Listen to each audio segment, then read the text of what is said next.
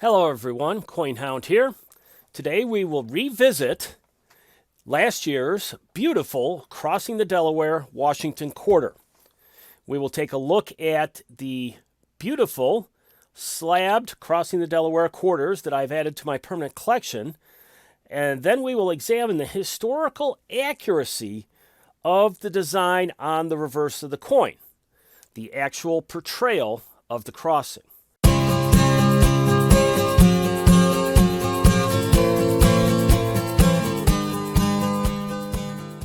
So I liked last year's Washington Crossing the Delaware quarter so much that I decided to make a few special purchases and to insert them into my permanent collection. I decided to get some slabbed versions of the quarter, and you can see them here in front of you. One of the things that helped inspire me in this direction was the artwork that NGC put on their label. Which to me just added to the beautiful effect of the coin. So before you see three quarters. Two of them are clad MS 67s from the Denver Mint and the Philadelphia Mint. And then in the middle is the proof version in a PF70 Ultra Cameo. Now there is one more quarter I do need to add to this collection. I do want to pick up a PF70 silver proof quarter, hopefully with the same label, and that is something I do hope to accomplish over the course of this summer. Now, just taking a look at these up close, so first off here, we do have the Washington the quarter design, taking a close look at it here. Many of you, if not all of you, have seen it before. It has the standard United States of America and E pluribus unum, and then the Crossing the Delaware. The image has the Delaware River. It has a boat, and I might just put this down on the ground so we can get a little bit of a more smooth close-up of it. Oh, that's really good right there. So you have a boat with some people rowing, someone standing in front of the boat across the river, and you can see little pieces of ice in the water. And then in the forefront, you have George Washington reaching out with his sword. It is not clear just from looking at the coin if he is doing this from the vantage of another boat that is crossing the river or if he is on the shore. I've always had a lot of interest in this particular historical event. It was a major and significant moment in the Revolutionary War. To just briefly summarize, the war had been ongoing at this point for almost a year and a half. It kind of began in the spring of 1775 with the first shots at Lexington, and then later that day at Concord. And there were attempts in the ensuing 12 to 15 months by the colonists to resolve their grievances with the British government. They sent out a document to the king, an attempt at reconciliation. I believe that summer of 1775 became known as the Olive Branch Petition. And the king's response in the fall was to reject that and basically declare the colonies in rebellion and outside of the law and protection of the English government. But it would not be until the summer of the following year in 1776 that the colonists would actually get to the point where they officially and formally declared independence. And this would be in, obviously, early July 1776.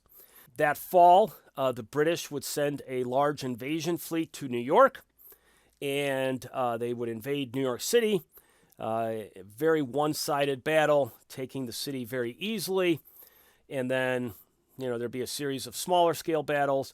But by the winter of 1776, December of 1776, it was not looking so great for the colonists.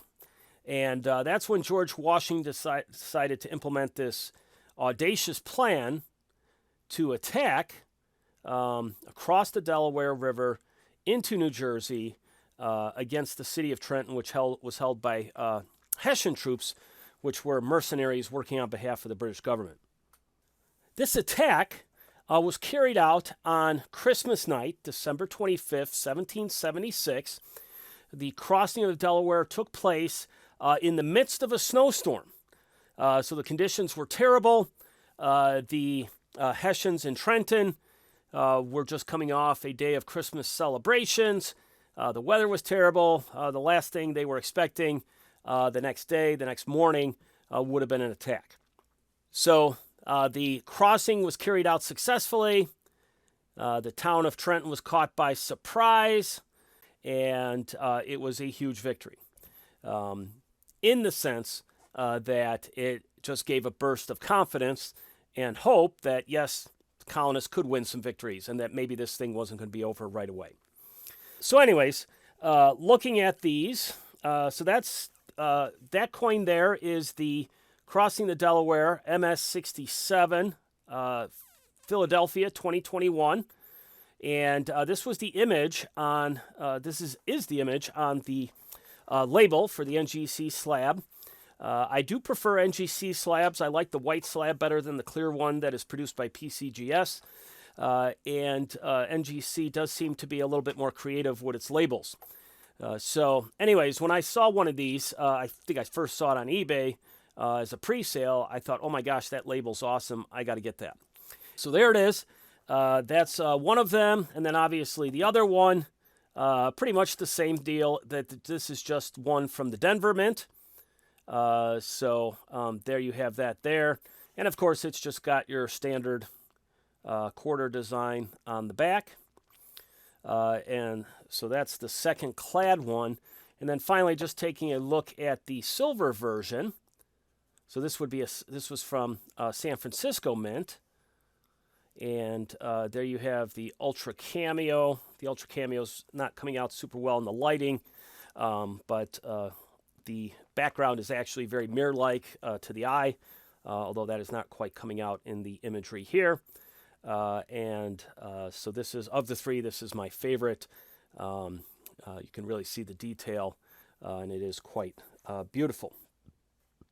And my inspiration for this article is that a few years ago, I had come across a painting that was being heralded as a historically accurate portrayal of the crossing, as opposed to the more popular images that had come before it.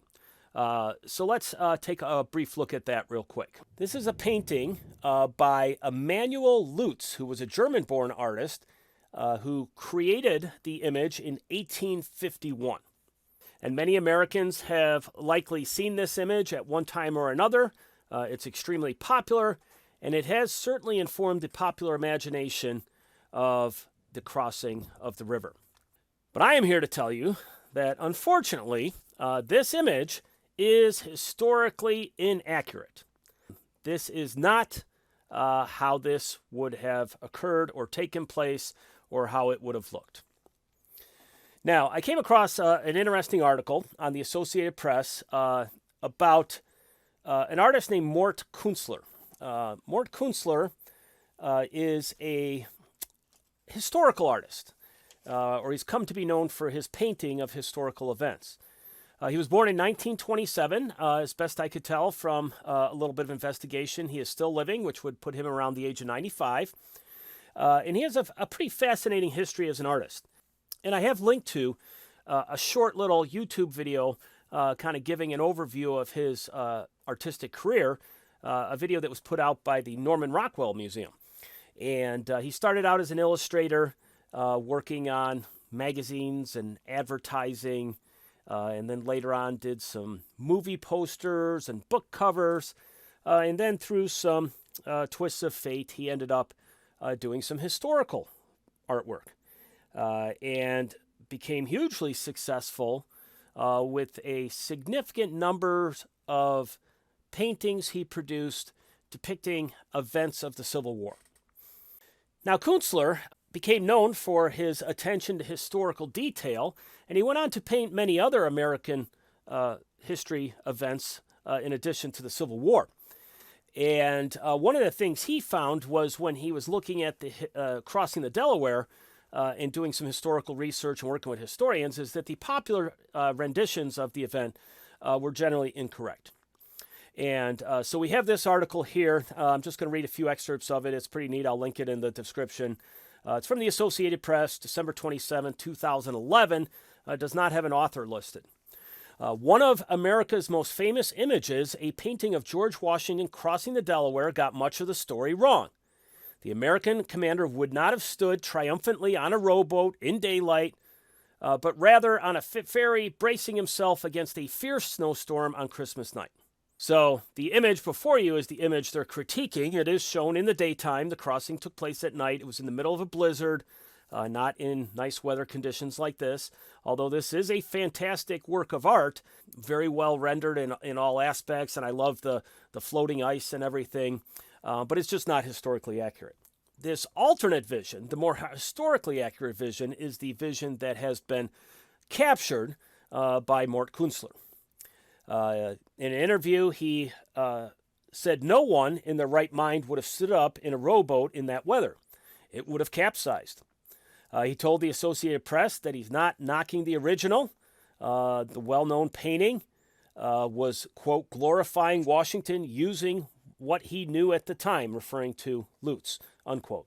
But Kunstler said his work sought to correct historical mistakes. So he visited with military experts and historians and visited the site and developed a list of the various inaccuracies in the famous painting and then set out to create a more accurate painting.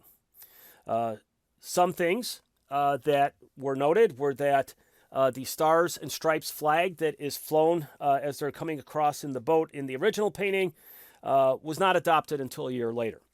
Instead of a rowboat, many of the troops would have likely crossed on flat-bottomed ferry boats that would be big enough to carry large numbers of troops, plus cannons and horses.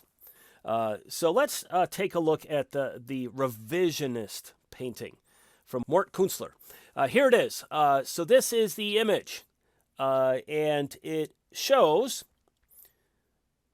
as the article notes, a determined Washington bracing himself on a cannon, illuminated by a torch as he heads into battle, outnumbered and under-equipped. His troops were a ragtag bunch.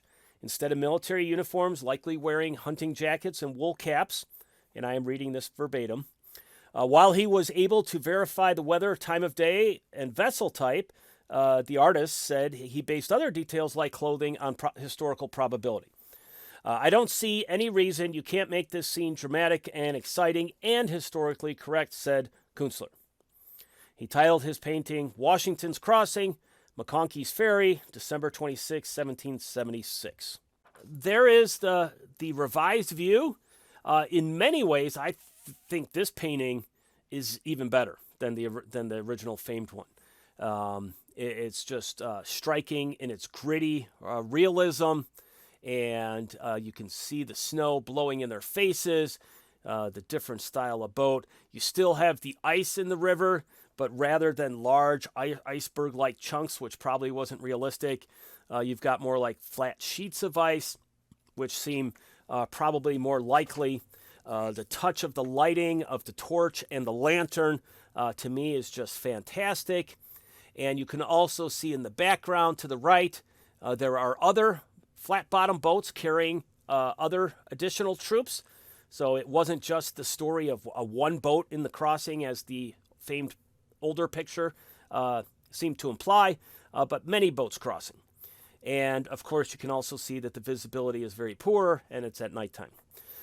So anyways, what does that tell us about the new design of the Washington Quarter?